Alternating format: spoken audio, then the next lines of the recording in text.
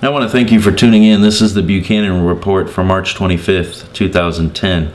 Today I want to talk about universalism because the motive of this two-headed beast that I believe is on the scene, dominating the religious world, or the religious group, or the worldly, political group, if you will. The ultimate goal is universalism. I was listening to the radio at work today, and I heard Obama say that the ultimate goal of this healthcare is universal medicine, is universal healthcare. You walk into any temple, or what people call church today, and the common thing that you're hearing is universalism. Oh, it's just a matter of how you look at it. You're looking at this certain thing from one side of the lens, and somebody else is looking at it from another side of the lens, but you're looking at the same thing, so what you're both saying is truth.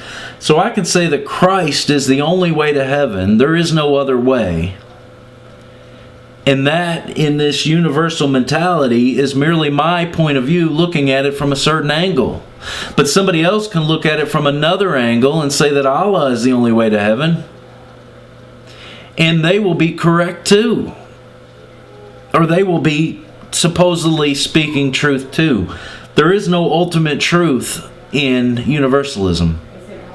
But the purpose of universalism is to bring the religious and the worldly side together as one. We can see it in the religious side because all the little whores are moving back to the big whore. Now we know the big whore and harlot that the Rima word talks about is clearly the Roman Catholic Church. But all these other little whores that have sprung off of that are now coming back to that mother whore. That is universalism. To say there is no ultimate truth is universalism. To say that we can all worship God however we feel we should do, or however we feel it should be done, that is universalism. To say that we can believe whatever we want to believe, we're all serving the same God, is universalism. And to say that the government should run everything, that the government should run the banks, the government should run the auto industry, the government should run the healthcare, the government should run student loans, the government should run everything in your life, is universalism. The politicians are openly speaking and saying that they're following after the pattern of Europe. We are headed quickly towards a one world government. There's no doubt about that. No doubt about it at all. But that is the pattern of universalism that this two-headed beast, that is the motive, is universalism. Because once it gets the world coming together as one, such as you have the Olympics, such as you have We Are the World, such as you have all these other things that are bringing the world together, such as you have all these shows that represent each religion in them, and everybody's coming together as one. And then you look at the church system side of it, and we can all believe the way we want. We can all worship the way we want. We can all serve the God that we want because we're all serving the same God. That's universalism on that side. And what I believe what the purpose of this beast is to bring these two together into one universal system, which will then, I believe, fulfill some of Revelation. It's on our doorstep. But yet everybody's angry at the political system, and I wrote a little piece about this on my website, buchananreport.com, but everybody's angry at the system for passing this current health care bill.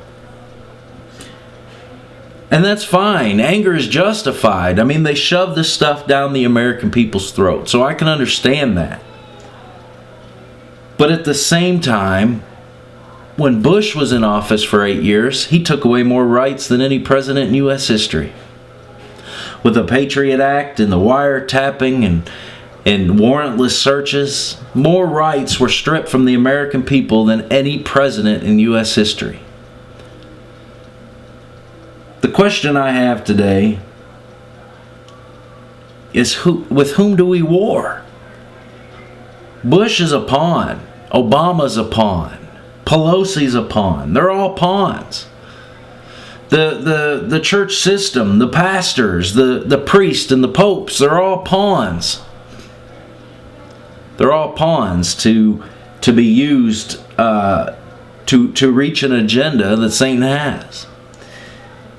And the best thing that he can get us to do is to turn on each other. Still move with his agenda, and nobody ever notices it. Satan needs to be exposed. These strongholds need to be torn down. And the only way we're going to do that is with truth.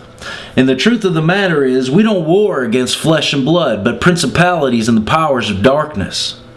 And as soon as we, as genuine believers, get that focus, that the true enemy that we have is Satan and his dominions, that it's not the politicians in Washington, although I'll agree, they're crooks and they're bad.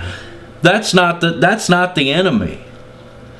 The enemy is the powers of darkness that are driving these politicians, that are driving these church leaders to their ultimate goal of universalism and one world everything.